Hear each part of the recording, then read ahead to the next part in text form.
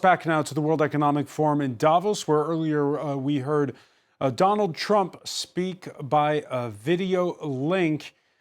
This as he put forth his America First vision. Let's cross now to Charles Pellegrin. Charles, tell us more. That's right.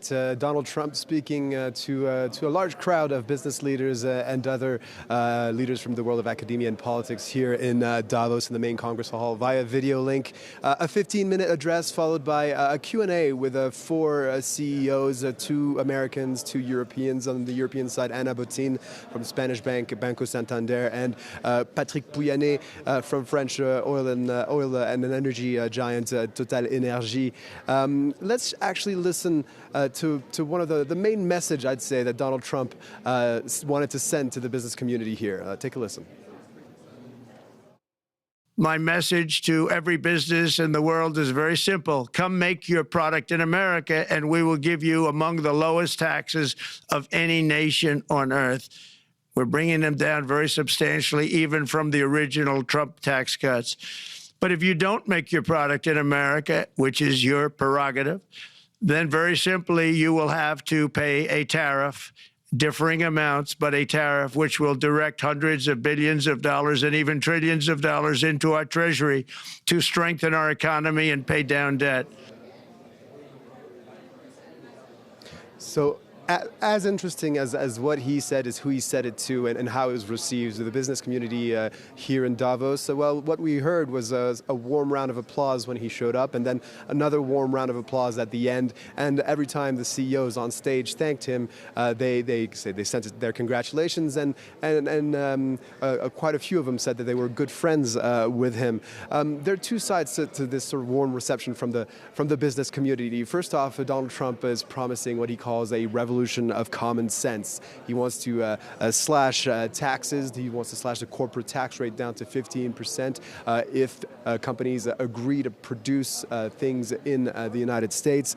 He is promising wide swaths of deregulation. During his speech, he said for every new regulation in place, he wants to get rid of 10 old ones. And then there's his attacks on wasteful spending, trying to tackle the deficit, as he calls it, notably with the Department of Government Efficiency headed by Elon Musk and Vivek Ramaswamy. The other side to this is that there's a warm recession because there's also a threat of tariffs from Donald Trump, meaning businesses want to be seen as being on his good side, especially with a president who appears to be quite subject to and quite partial to flattery. So a very deferential crowd here in Davos with the new president of the United States. And we heard in that clip that you played there, Charles, carrot and stick, the stick being tariffs, the carrot being the 15% corporate tax rate. It's what critics would call the race to the bottom on taxation. Low taxes for corporations. Charles, isn't that the business model of Ireland?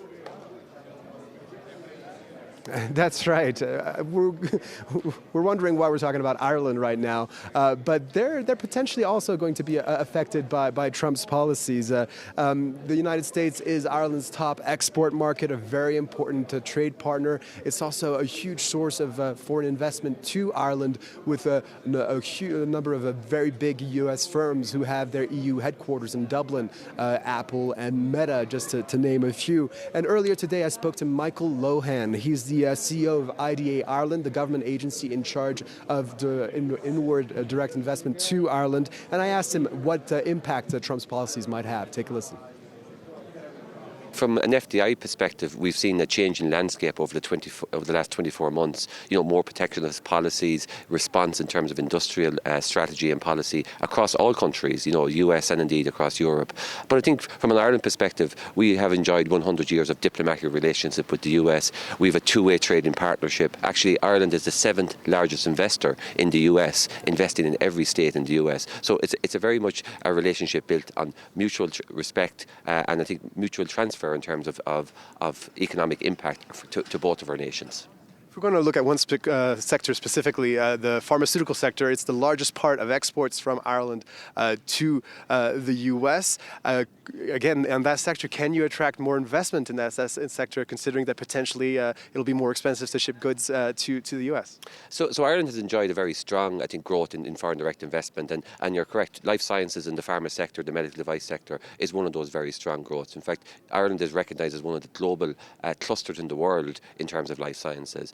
And yes, we can see that continuing, because at the very core of these companies, they're international companies, and international companies need international presence, they need international markets, and of course it's about accessing not just markets but also accessing talent and innovation across those global environments. And Ireland provides that, a stable location to actually grow and internationalise their business. So just to wrap up, Francois, the answers to every time I ask about Trump here I've always been very pragmatic and diplomatic, and that one was an example of such an answer. Again, back to you. All right, very interesting insights there from an Ireland that's, well, perhaps looking over its shoulder now. Charles Pellegrin, who will be reporting more for us later from the World Economic Forum in snowy Davos. At the top of the hour, more news.